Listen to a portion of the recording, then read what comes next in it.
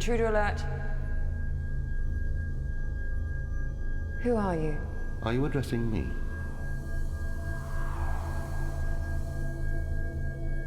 What are you? We were the Watchers. The Watchers? Obviously through the film many times we had budget problems, which forced me obviously to replace one of the name actors in the film. But by the time we got to post-production, I was able to actually afford a couple of decent name actors. One of the actors was Ivor Franks, who's done a lot of different really cool TV shows and movies, and she was able to come in and provide the voice of the Watcher. We have hope. You must have the same. It's kind of a crazy thing for me to do. I mean, here's one of the most attractive women in Hollywood, and I'm the guy who comes along and gives her a voice role. So it's what we needed for the character of the Watcher. Needed a bit of authority. Obviously a feminine touch, but you know, just something that was, I guess, unique and had something special about it. And she came in, we went to a little studio and recorded a voiceover, did an amazing job. I'm Ivor Franks, and I was the disembodied human, the Watcher. From an acting point of view, I thought that because she was a disembodied human and she was more superior intellectually, and the other characters that she was speaking to, she kind of was looking down on them because they didn't understand the way of the universe and how things worked and what was supposed to happen. So I approached her as more of a superior being. I have the stored memories of 1,000 years of human existence. I will not sacrifice it. Ivor, that's such a limited perspective. Well, I think that honestly, people's memories are kind of geared towards what they want them to be. Because if you have two people who have the same story, the same experience, the memory of the story is going to be different. I don't think you could get an honest memory off a microchip. I don't even know if you could actually take a memory. If you could gain wisdom if the person was an honest person and they were honest with themselves. And you can always gain wisdom from your elders. Ivor, will I remember who I am? Will we be together? If you survive, remember me. When I was a kid, I used to love a British sci-fi series called Blake 7, and I needed a voice for the computer, but someone again who had an interesting texture to his voice. So Paul Darrow came on board and was kind enough to loan his voice talents. He's known as the character Avon in Blake 7. He's done lots of other, great British shows, and he's been on television, on stage and cinema, and I would think I was a little nervous when I got to meet him, but it was kind of cool. I mean, I worked with a lot of famous people, but meeting Paul Darrow was kind of different for me because, this is one of your childhood heroes, and it's kind of cool.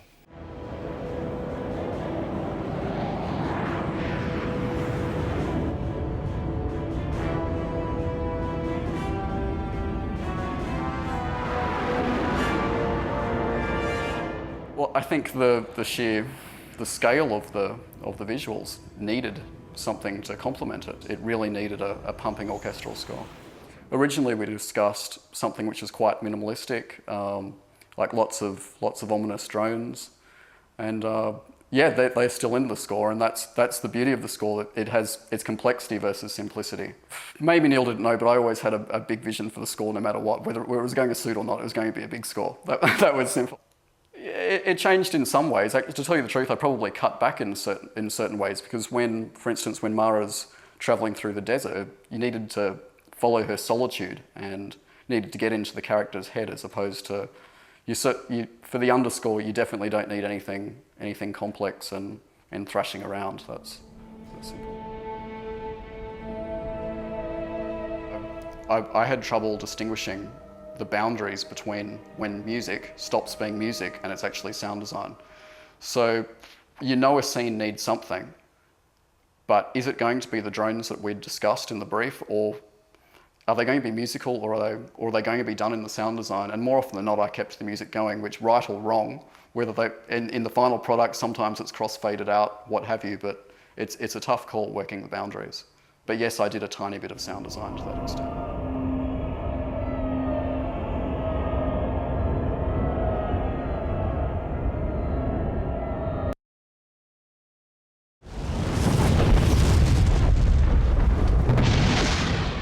Neil's highly creative, but he doesn't want to thwart the process by trying to impose certain rules and rigid structures. He allows the creative process to be free. Normally, the directors I've worked with are pretty level at exactly what they want, and they're brutal about it.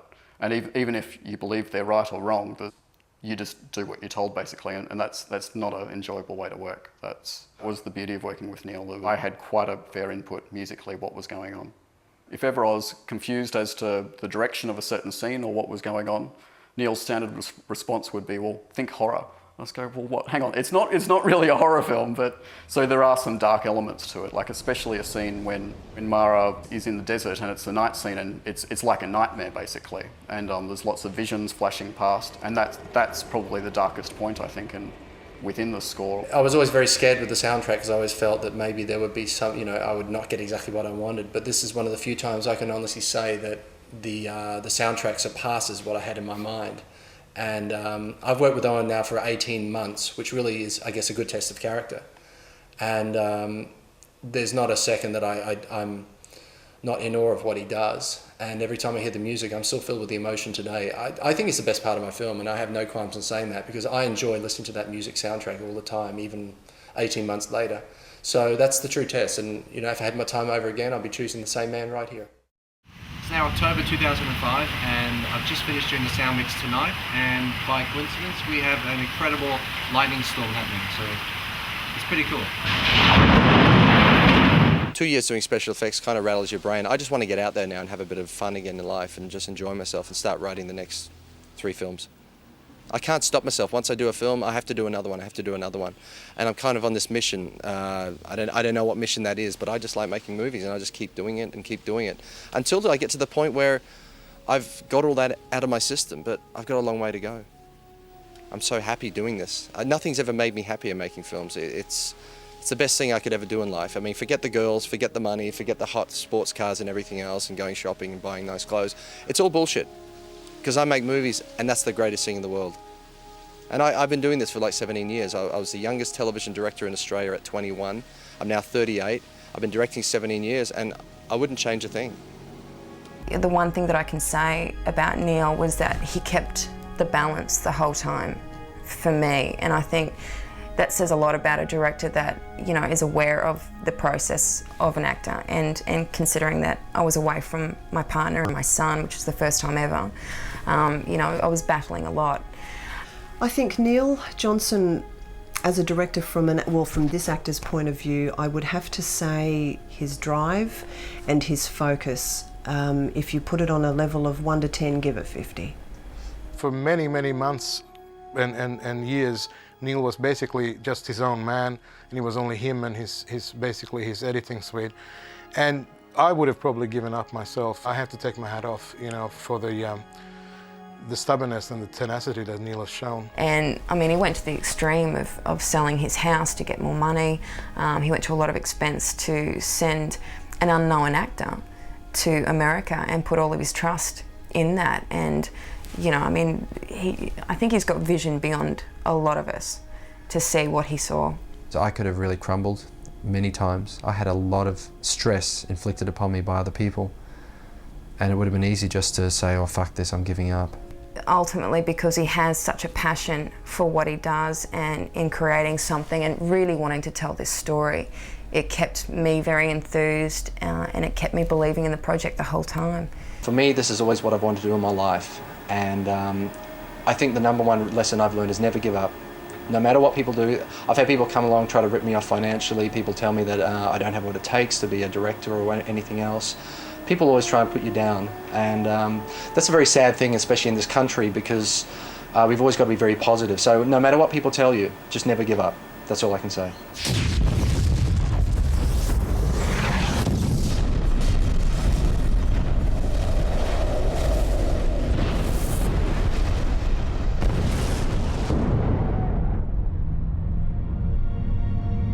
What has been will be again. What has been done will be done again.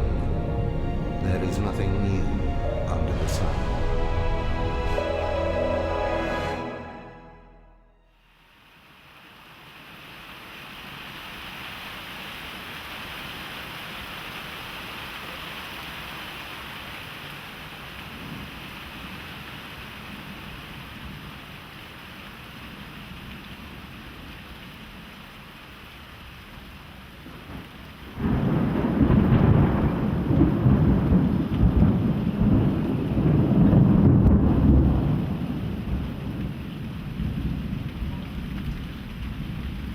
You know, people think we're faking this. What's that?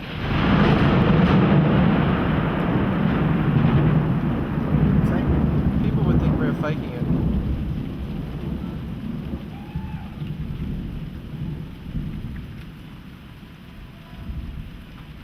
See, now we got the end of the documentary.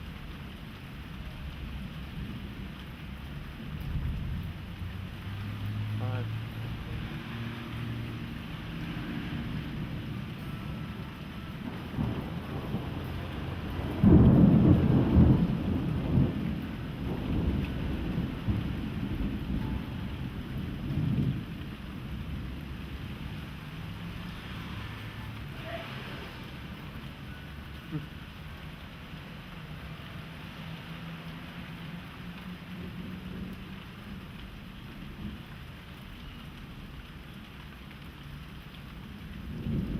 See the lightning behind me when I was talking? Good. Wow. Oh, did you see that one? Yeah. Bolt? Oh, yeah.